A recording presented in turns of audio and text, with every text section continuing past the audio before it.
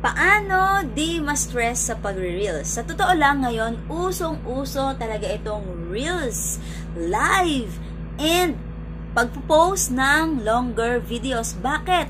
Sapagkat si Meta ay may offer na monetization sa mga nagre-reels, nagla-live, and nagpo-post ng longer videos. May monetization, ibig sabihin kikita ka. At dahil dyan, maraming content creators ang na-stress. Ano ba ang dapat kong gawin para ma-monetize ako? Di ba? Yan ang naiisip natin. Ano yung dapat kong gawin para mag-viral ang video ko? So, marami ang nag-follow to follow. Maraming nag-add ng friends kasi dagdag followers yun. So, kapag gumawa ng reels ang isang content creator, syempre, i-expect niya. I-view siya ng kanyang friends, i-view siya ng kanyang finalo, at i-view siya ng kanyang followers. Pero kapag nag-post siya ng reels, nag-post siya ng longer videos, nag-live siya, hindi niya makita ang kanyang mga friends, hindi niya makita ang kanyang mga finalo, at hindi niya makita ang kanyang mga followers. Konti lang ang sumusuporta. So ano ang effect nun? Stress. Diba? Stress kasi isipin mo nasaan na kayo mga kaibigan ko, asan na yung mga totoo kong kaibigan, hindi ko makita. Nasaan na yung mga followers, nasaan na yung mga finalo ko, wala. O diba? Stress ka na nun. So, ano ang dapat mong gawin para hindi ka ma-stress? Una, ang pagre-reels ay gawin mong hobby. Ano ba yung hobby? It is an activity that you do during your leisure time for pleasure. So, ito isang gawain na ginagawa mo para ma-release ang stress mo, para maihayag ang talent mo, para ma-share ang talent mo. Isang bagay na ginagawa mo to make you happy. So, how to be happy doon sa pagre-reels na ginagawa mo? Do not expect monetization agad. Diba? Kasi doon tayo nasasaktan eh. Kapag nag-post ka ng reels ngayon, diba tayo tingin ng tingin, ilan ang views natin, ilan na yung nag-like, ilan na yung nag-comment. Diba? Kasi excited tayo doon sa monetization. Gusto na agad natin ma-discover tayo. And nasasaktan tayo kapag hindi tayo pinapanood ng friends natin, ng followers natin, ng finalo natin. And minsan, isipin natin, ginawa ko na lahat. Nagbaliw-baliwan na ako. Diba? Nagpapilay-pilay na ako dyan. Gumapang na ako sa sahig. Lahat, ginawa mo na. Kulang na lang, maghubad ka. Diba? Pero hindi ka pa rin napapansin. Diba? So, do not expect monetization kaagad. Kasi yung monetization, it will come at the right time. And pangalawa, huwag tayong magmadali. Yun! Huwag magmadali. Diyan tayo. Nai-stress din. Paano ba yung nagmamadali? Ayun, papasukin natin yung follow to follow. Mag-join tayo sa samot-saring mga group chats para i-post ang ating mga real videos para maraming manood. Please follow me back. Please watch my video. And I will watch your video and do the same thing. Eh kasi nga, nagmamadali tayo na tayo ay ma-monetize. Diba? So wag nating madaliin. Kasi yung pagmamadali, alam nyo may rest back yan.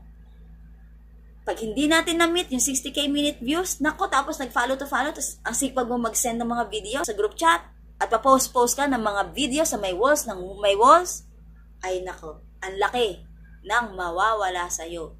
Okay? So, experience ko yan, kaya ako sinasabi sa inyo. So, huwag madaliin ang monetization.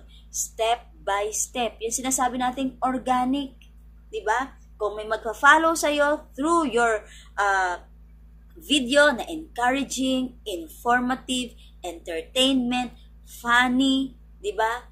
Challenging, important, yun ang organic kapag doon kanila finalo. Pero yung sasabihin mo, please follow my video, please like, hindi siya organic. Yan ay pagmamadali na nauuwi sa pagkabagal lalo ng usad ng iyong dashboard. Kasi, pagkatapos nilang i-follow, pagkatapos nilang i-like, pagkatapos nilang i-comment ang video mo na yon, very rare mo na silang makita or hindi mo na makita yung mga taong nag-follow na yon sa'yo. Dahil, hindi mo naman talaga sila fans.